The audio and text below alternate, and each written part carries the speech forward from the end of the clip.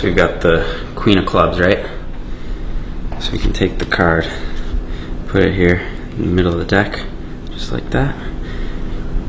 Flick it. Back on what? What?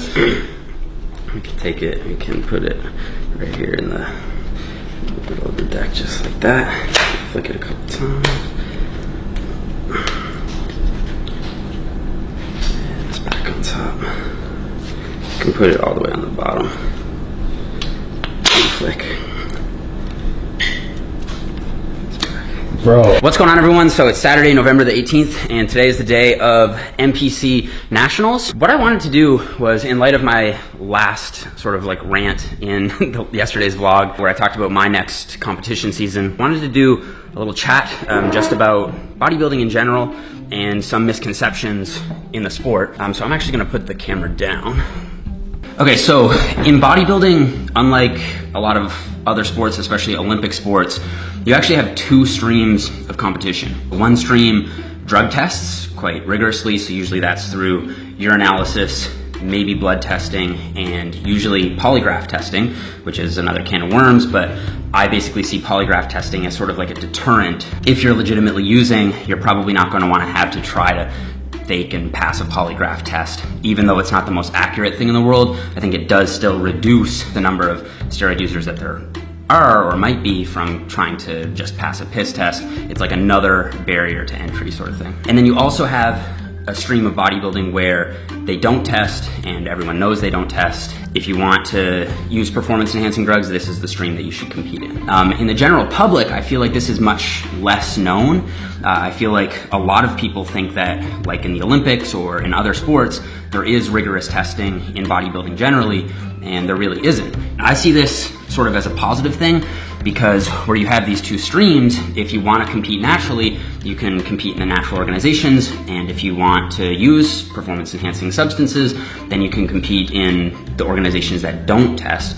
And I think that what this does in practice is it reduces the number of people who are using in the natural organizations compared to other sports, like say cycling, for example. And so because that's the way it's set up, you have these two streams. Someone's decision to use or not to use is basically their personal choice.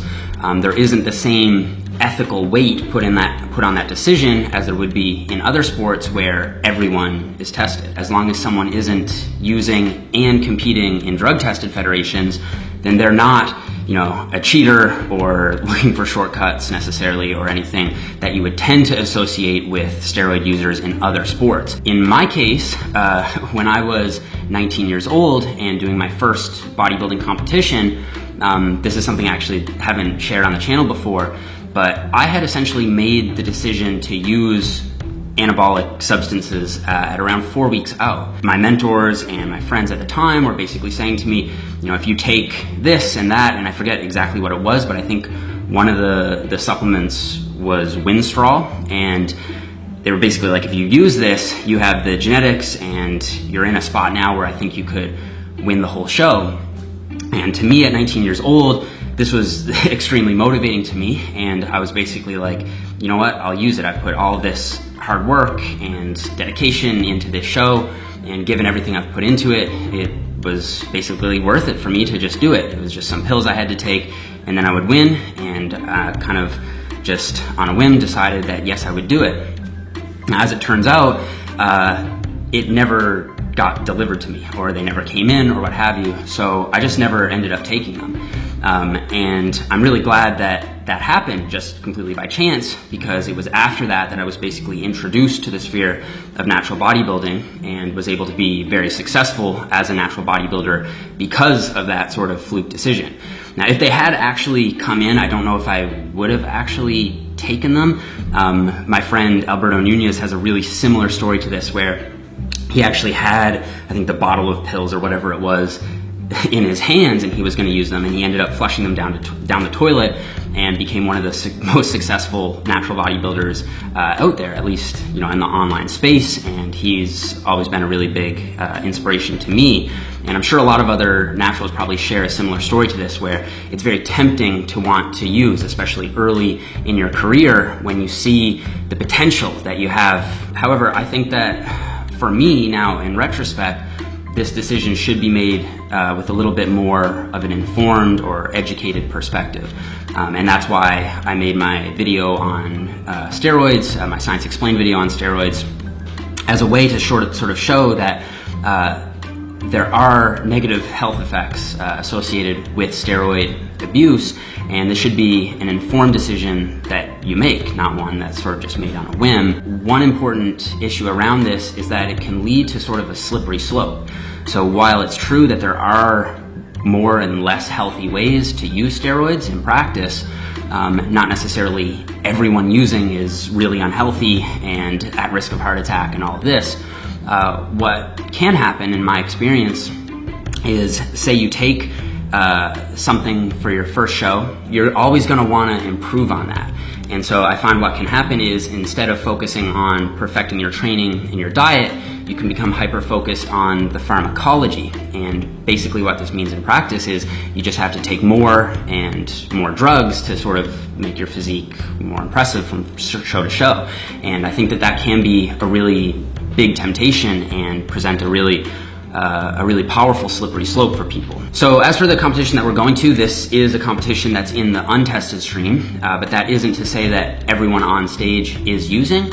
I think that especially with the introduction of some of these new divisions, so men's physique, women's bikini, which isn't that new, but also men's classic physique, I think that there is a potential for guys with good genetics, a history of training experience, and an optimized training nutrition approach. You can be successful in some of these divisions as a natural. And I've actually seen this with guys like Doug Miller, Cleveland Thomas. They were very successful in natural bodybuilding organizations and then went on to be successful in the untested streams as a natural. I'm not sure if this would hold true on the pro level, but I certainly think that as an amateur, it is possible to do well as a natural in those new divisions. And that's something that I would consider myself, especially classic physique, just because where you wear the slightly longer trunks, your glutes are covered up, and so you don't have to get quite to the same level of conditioning that you have to get to in natural bodybuilding.